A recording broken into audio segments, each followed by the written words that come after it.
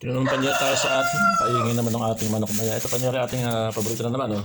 Yan, meron tayong kangkong. Oh. Tapos meron tayong tilapia buhay na naman. Panyero. Ayan. Oh. Ayan.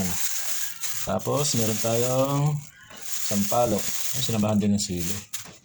Ayan. Kasi kamatis ko rito. Ayun. Kamatis ko panat na. Pwede pa kaya ito? Dalawa yung dalawa.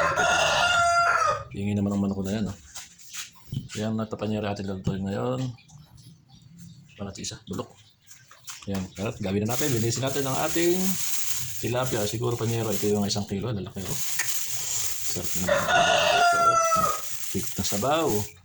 Ayan, sige panyero, linis muna tayo ng ating isda. Laki panyero ng ating tilapia. Ito ng kalsiksa ng ating pangsigang.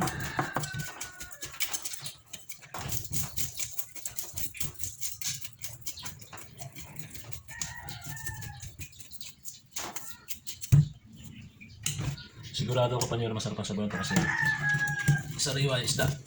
Buhay pa.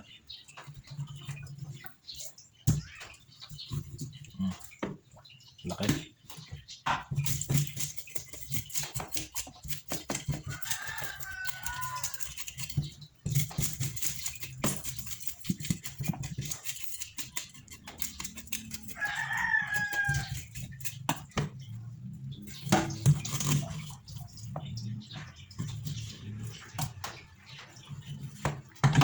Diyos.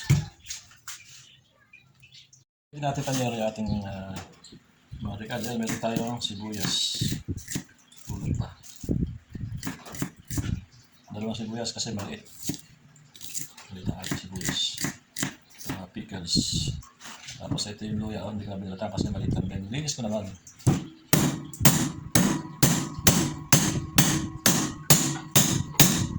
Yan, tititigil lang natin yan. Sumasabog ang sibuyas panyero. Yan, dikdik lang siya. Tapos ating kamatis ay dapat maliit. Medyo tumataas ng kamatis na yun. Dati 5 piso ang kilo, ngayon 60 na naman ang kilo. Kaya nang mahal ang kamatis. Ito ng 4 na kamatis, maliliit.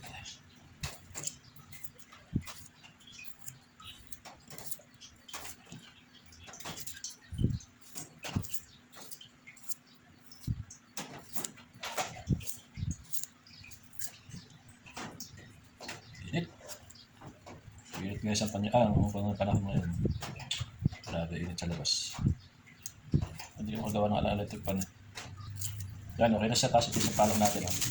Yung pinakita ko na ito mga sige. Pero ay, gawin pa rin natin itong tawag dito. Itong kangkong. Hibayin ko na rin para mamaya lalagay na lang natin. Ayan. Medyo magulang na yung kangkong. Kung nila natin yan po pwede.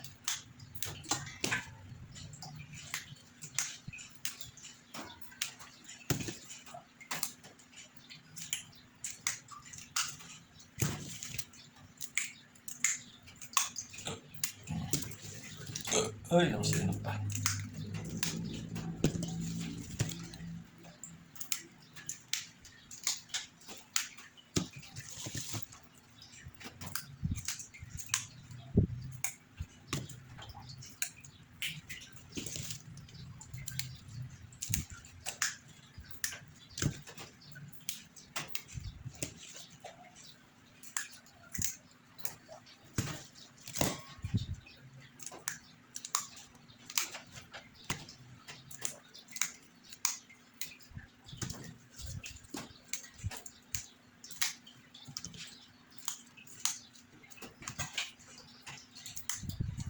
Ayun, ito na po natin panyero.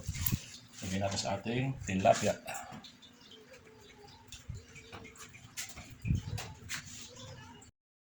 Ayan, lagyan natin panyero yung ating luya. Tapos may sibuyas. Ganyan tayo magsigang na isda. Ayan.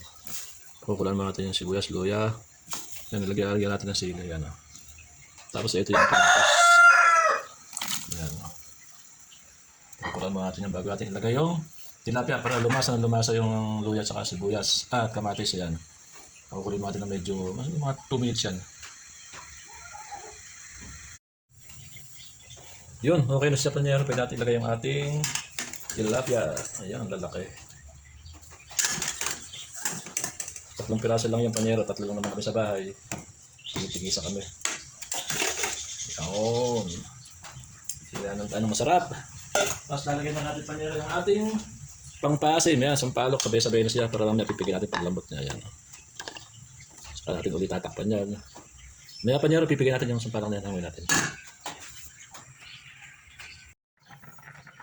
Pwede na, panyero natin hanguin ng ating sampalok at ating nang pipigain. May malambot na siya, sumabog na. Ito hindi ko rin naman ipigain ito, kasama ko rin yung buto. Kasi parang, ito na lang sasaluhan natin. Yan.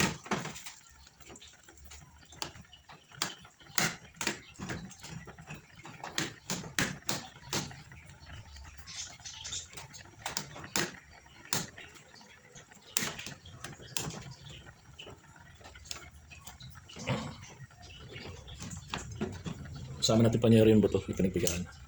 Para mas lumasa siya. Ganyan kami sa Nueva Ecija, sa aming Katagalugan. Ano? Nasama namin yung buto. Itong sampalan. Kasi nga, kulang ang sampalok. Kaya nga sinabi, kulang ang sampalok. Tapos lalagyan natin ang pampalasa.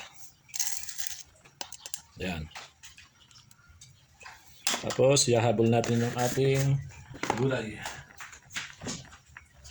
Lagyan natin ang ating angkong. Ito yung paborito ko Kangkong. Saka natin pakukuluan ngayon ng pakukuluan. Saka natin tatakpan. Upya. Upya mali. Upya. Ayun mo siya. Yun. Ay siya nga panyero. Ayan o. Nalanta na yung kangkong pero mas masarap sa kangkong. Lutuin natin mabuti para tayo siglass. Tikman na panyero. Ayan o. Tikman na natin. Uy. Para matabang. Nakati asin. Pero yung asin na sakto lang. Hindi lumasa yung sili. Lagyan natin ng isa pa. Preso natin sili. Kung yung sili na ito kalaki-laki, alang lasa. Yan, lagyan natin ng sili panyero. Yan, pauwi natin takpan. Ngaluin natin, baka ma-overcook na may isda. Ay, naku po na. Napakasarap. Sarap ng lasa, oh. Okay na sa panyero.